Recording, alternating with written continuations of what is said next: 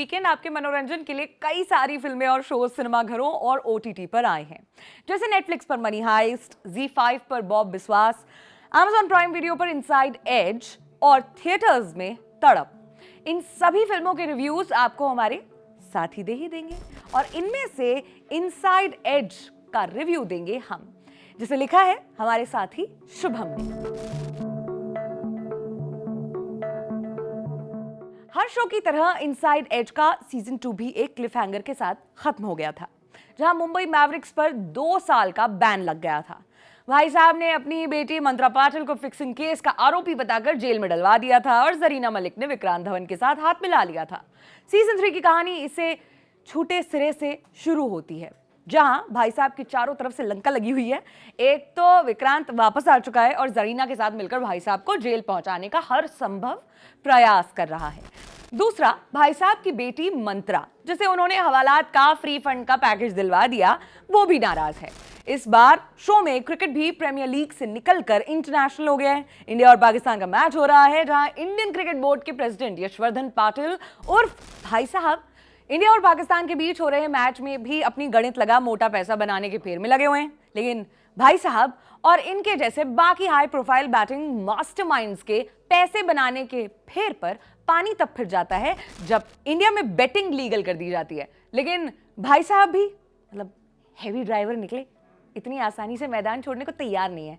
वो हर मुसीबत का साम दाम दंड भेद से हल निकालने की कोशिश में लगे रहते हैं। अब सफल हो पाते हैं या इस क्रिकेट के कुरुक्षेत्र में धाराशायी हो जाते हैं, ये जानने के लिए Amazon प्राइम पर स्ट्रीम कर सकते हैं आप इनसाइड एज सीजन 3।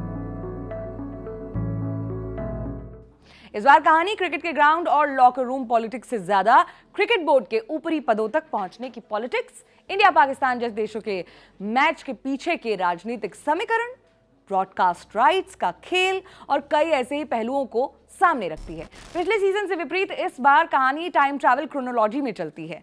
पूरे शो के दौरान भाई साहब, विक्रांत, जरीना के बचपन से लेकर बड़े होने तक की कहानी फ्लैशबैक में दिखाई जाती है, जिससे इन कैरेक्टर्स का प्रेजेंट बिहेवियर आपको और ज्यादा बेहतर समझ आने लगता है। यहाँ तारीफ बनती है शो की प्रोडक्शन डिजाइनिंग टीम की। फिल्म का जितना भी क्रिकेटिंग सेटअप है वो बहुत हद तक ऑथेंटिक लगता है। क्रिकेट मैचेस की जो क्राफ्टिंग है वो भी रियल लगती है। इनसाइड एज 3 को रोचक बनाती है इसकी रियल राइटिंग। करण अंशुमन और नीरज उद्वानी ने इस शो का स्क्रीन प्ले क्रिकेट से जुड़ी बहुत सी असल घटनाओं के इर्द गिर्द ही बुना है। शो में क्रिकेट के अराउंड जो कुछ भी घटता है वो आपको किसी न किसी असली क्रिकेटिंग कंट्रोवर्सी की याद दिला देता है। इंडिया पाकिस्तान मैच के दौरान आम आदमी की उत्सुकता से लेकर ग्राउंड में दिख रहे नेताओं के दिमागी खेल को शो में अच्छे से पिरोया गया है। राइटिंग की एक अच्छी बात ये और है कि इसमें जितने भी क्रिकेटर्स कैरेक्टर्स हैं वो सभी बहुत ही लेयर्ड और ग्रे हैं। कोई भी टोटली इविल नहीं है। अगर कोई बुरा काम कर भी रहा है ना, तो भी उसने अपने मन में उसका जस्टिफिकेशन दे रखा है, जैसे कि हम सभी देते हैं। खैर, सब अच्छा ही नहीं, कुछ नुक्स भी हैं। वैसे तो शो की शुरुआत बढ़िया पेस के साथ होती है, लेकिन 5 एपिसोड्स के बाद मामला थोड़ा ठंडा पड़ने लगता है और क्लाइमैक्स तक बस गुनगुनाहट बच जाती है। इसकी एक वजह तो शो की लेंथ भी है, जहां प्रत्येक एपिसोड कुछ 40 से 50 मिनट के बीच का है। दूसरी वजह लास्ट के एपिसोड्स में थोक के भाव में हुआ किरदारों का हृदय परिवर्तन। बता नहीं सकते, स्पॉइलर हो जाएगा, लेकिन एक ही एपिसोड में अचानक से इतने सारे लोगों का हृदय परिवर्तन हो जाता है कि चंपक चाचा भी कॉम्प्लेक्स में आ जाते हैं। सत्ता और ताकत के लिए किसी को भी बलि चढ़ा देने को तैयार रहने वाले यशवर्धन पाटिल उर्फ भाई साहब के किरदार में आमिर बशीर, इन्होंने तीसरे सीजन में भी बेहतरीन काम किया है। खासतौर से उनके और उनकी बेटी मंत्रा का जो किरदार प्ले कर रही सपना पब्बी के बीच के सीन्स में वो अलग स्टैंड आउट करते हैं। वेडनेसडे और सीक्रेट गेम्स में भी वो काफी इंप्रेसिव रहे थे। विवेक ओबेरॉय शो में विक्रांत धवन की भूमिका में है। इस बार विवेक सीरीज का सेंटर ऑफ अट्रैक्शन पॉइंट रहेंगे। हालांकि इस बार उनके किरदार का अलग ही कॉन्ट्रास्ट देखने को मिलता है। जरीना मलिक के रोल में ऋचा चड्ढा ने एक बार फिर जबरदस्त परफॉर्मेंस दी है। मंत्रा पाटिल के रोल में सपना पब्बी और देवेंद्र मिश्रा के रोल में अमित सियाल ने एक बार फिर अपना कैलिबर शो में बखूबी दिखाया है। यहाँ स्पेशल मेंशन हिमांशी चौधरी का, जिन्होंने सुधा धवन का बहुत ही एजी रोल कुशलता से पोर्ट्रे किया।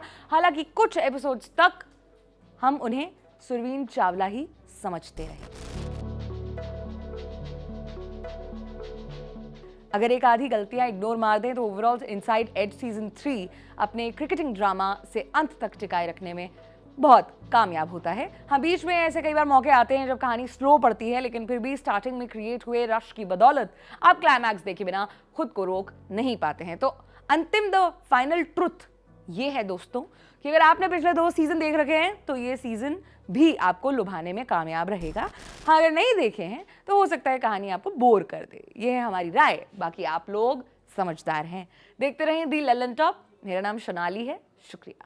5 शहर और 5 अड्डों के बाद तब बारी है गोरखपुर की। जानेंगे गोरखपुर के और आसपास के इलाकों के पूर्वांचल के मुद्दे क्या हैं, किन बातों पर बिछेगी चुनावी मिसाल, विकास के दावों का सत्य क्या है, मुख्यमंत्री के इलाके में चुनाव का हाल क्या है, और ये सब कैसे जानेंगे आपसे मिलकर। तो फिर फटाफट डिटेल्स नोट करिए लल्लन टॉप अड्डे के। तारीख है 10 दिसंबर, दिन शुक्रवार, वक्त दोपहर के 2 बजे से, और जगह गोरखपुर का विंध्यवासिनी पार्क, जिसे स्थानीय लोग मोहब्बत से वी पार्क भी कहते हैं। तो आइए वी पार्क में मुलाकात की जाए, जरा समझा जाए यूपी का हाल क्या है।